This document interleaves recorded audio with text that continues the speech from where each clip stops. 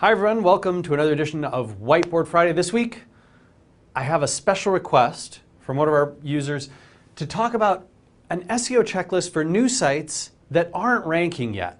So I've created a new website. I want to make sure that I'm doing all the right things in the right order, that I've got everything set up, and my website's not yet ranking. Well, what are the things that I should be doing and maybe some things that I shouldn't be doing? And so I wanted to create a brief checklist with this Whiteboard Friday. If we find this useful, maybe we'll expand it, do even more stuff with it in the future. So let's run through. You've got a new site that you've just launched. You're setting things up for success. What do you need to worry about? First off, accessibility. What I mean by this is users and search engines both need to be able to reach all of the pages, all the content that you've created on your website in easy ways. And you need to make sure you don't have any sort of dumb mistakes that can harm your SEO. So these are things like 404s and 500 errors and 302s instead of 301s, duplicate content, missing title tags, thin content where there's not much material on the page for the search engines to grab onto, maybe for users as well. Two tools that are great for this. So first off, Google Webmaster Tools, which is completely free. You can register at google.com/webmasters, and the SEO Moz crawl through the SEO Moz Pro web app, also very useful when you're looking at a new site. And we sort of built a bunch of features in there that we wish Google Webmaster Tools kept track of, but they don't. And so some of those features are included in the SEO Moz crawl, including things like 302s, for example, some thin content stuff. So that can be quite helpful.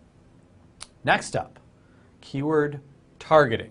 So this makes some sense that you have to choose the right keywords to target. So what I want to have is, if gobbledygook, probably an awful keyword for anyone to be targeting, no search volume, just bad choice in general. But right, we want to be looking at, do these have good search volume? Right? Are some users actually searching for them? You might not be able to target high value terms because you're also looking for low difficulty when you're first launching a site. Right?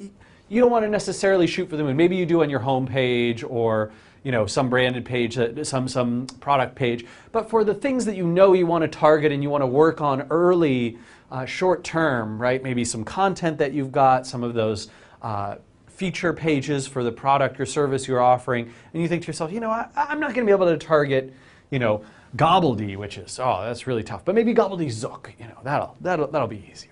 And so you could look at search volume, the relevance to the website. Please, by all means, make sure that you have something that's relevant, that's actually pulling in searches you care about, and low difficulty. If you've got that taken care of, you've got your keyword targeting.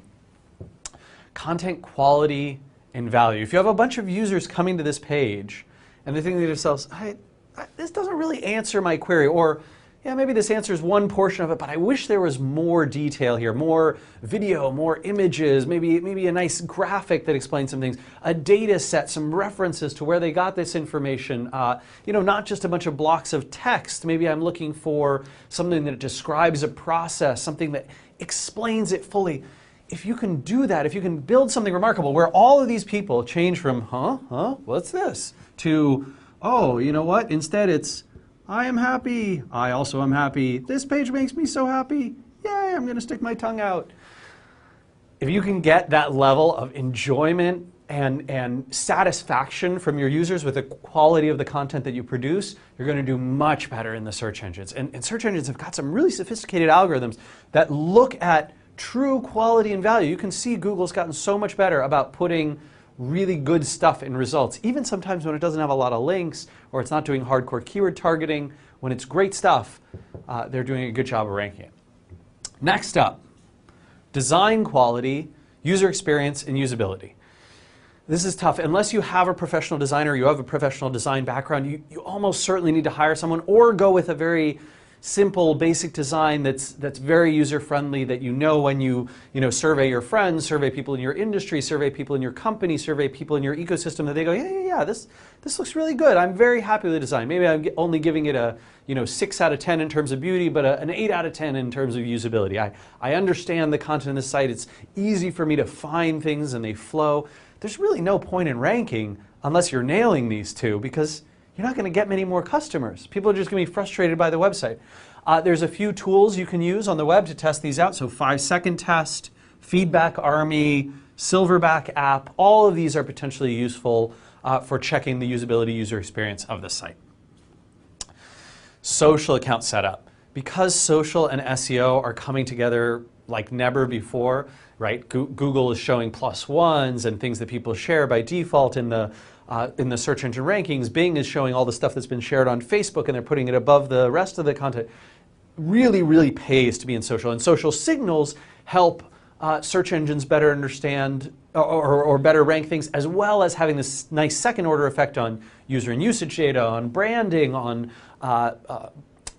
the impact of people seeing those sites through social sharing and potentially linking to them. So social account setup, at the very least, you probably want to have these 4: Facebook, Twitter, LinkedIn, and Google+, right? All of those have got, Google+ is only about 25 million, but it's growing very fast. LinkedIn, Twitter, Facebook are all over 150 million users right now. I think Twitter's at 200 million, Facebook's at 750 million. So at least have your pages set up for those. Make sure the account experience is the same across them, using the same photos, same branding, same description, so people get a good sense when they see you in the social world. And you probably want to start setting something up to be monitoring and tracking these. You might want to sign up for something like a Bitly.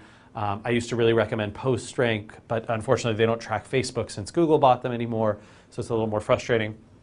The SEO Moz web app will start to track these for you pretty soon. And once you've got those social accounts set up, you can feel good about sharing the content that you're producing through those social accounts, finding connections, building up in that world, and spending the appropriate amount of time there, depending on the value you're feeling back from that.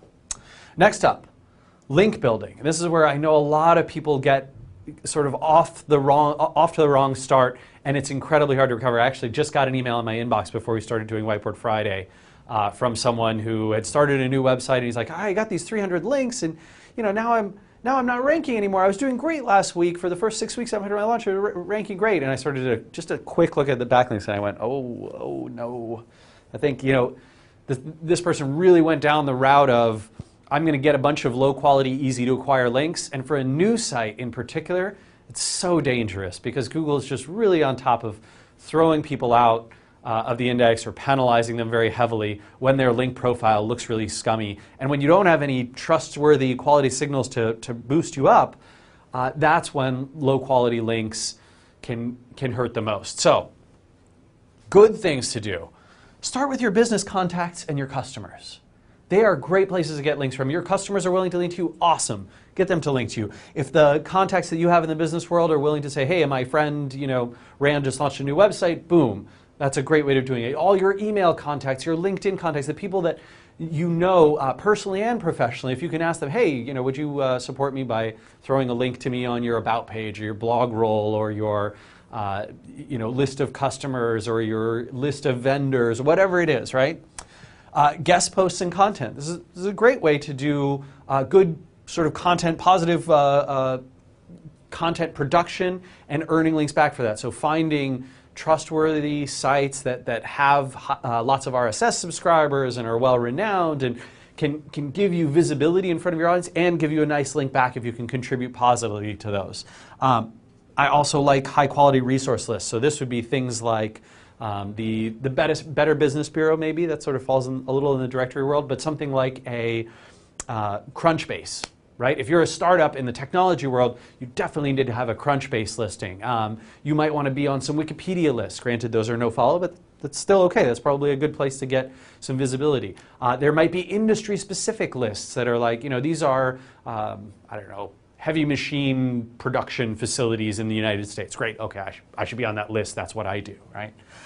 News, media, and blogs. So getting the press to cover you, getting blogs in your sphere to cover you, finding those, emailing the editors, letting them know that you're launching this new website. That's a great time to say, hey, this business is transforming, we're launching a new site, we're changing our branding, whatever it is. That's sort of a press-worthy message, and you can get someone to look at you. Review sites, review blogs are great for this too, as they'll sort of say, oh, you've got a new application, you got a new mobile service, maybe we'll link to you. That could be interesting.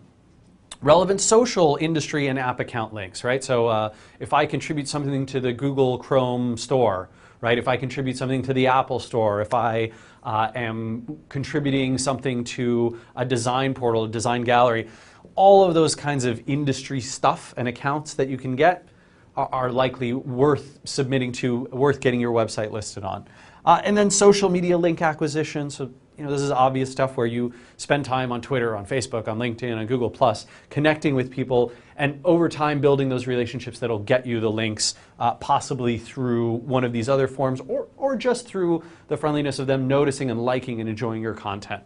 And that's what content marketing is all about as well. So these are great ways to start, very safe ways to do link building.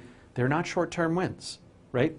These almost all of them require at least some effort, some investment of your time and energy, some creativity, some good content, some authenticity in your marketing, versus a lot of the stuff that tempts people very early on. They're like, oh, sweet, I have a new website. I need to get like 500 links as soon as possible. So I'm going to try things like reciprocal link pages, right? I'm just going to put up a list of reciprocal link partners. I'm going to co-contact a bunch of other firms. They'll all link to me, and we'll all link to each other. It'll be a happy marriage of links. No, it's not. It's not a wonderland. Low quality directories, right? You search for SEO friendly directory. If it shows up on that list, chances are, even in Google, right? Like Google is showing you a bunch of bad stuff. Someone was asking me recently on email, they said, hey, I really need some examples of sites that have done manipulative link building. I was like, oh, it's so easy. Search for SEO friendly directory and look at who's paid to be listed in those directories. They almost all have spammy manipulative link profiles. And it's funny because you go to those, and I don't know why people don't do this, but try searching for the brand names that come up in those lists. None of them rank for their own brand name. Well, why is that? Like, clearly they're killing themselves with these terrible, terrible links, right? So low quality directories, really avoid that. Article marketing or article spinning, I talked about that a few weeks ago on Whiteboard Friday. Also a practice I would strongly recommend you avoid, especially, I know it can work. I know there's people for whom it does work, but especially early on, it can just kill you. It really can get you banned or penalized out of the engines, and you just won't rank anywhere if your link profile starts out spammy. Paid links is another obvious one. Forums, open forum spam, so kind of going across the web, oh, look, here's a guest book that's open, forgot to put no follow, I'm going to leave a link there. Oh, here, look, it's a forum that accepts, registration, and they forgot to close their no follow off. Anyone can leave a link. Even things like do follow blogs, right? Do follow blog comments. Man, it's really risky. Because they're linking to bad places a lot of the time, and it's usually manipulative people who have no intent to create something of value for the search engines. They're merely trying to manipulate their rankings. And whenever you have a tactic like that, it attracts people who have nasty websites, and then Google looks at those and goes, okay, they're linking to a bunch of nasty sites. Well, I don't want to count those links, or maybe I'm even going to penalize some of the people that they're linking to. That really sucks. And then link farms, right, which is essentially setting up all these different systems of links that point to each other across tons of domains that are completely artificial, that link for no human reason or no discernible human reason, and are merely meant to manipulate the engines. This type of stuff is very, very dangerous when you're early on. If you've already built up a good collection of these types of links, you're much safer. But you do have some risk in those first 3, 6, 9 months after you've launched a new site around doing wrong things on the link building front and getting yourself into a situation where you're penalized. And we see a ton of that through SEO Moz Q&A. I get it in email.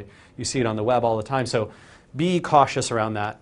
And hopefully this checklist will help you get your site to a nice established place, and you can keep doing some great marketing and eventually win the internet. I wish you good luck with your new website.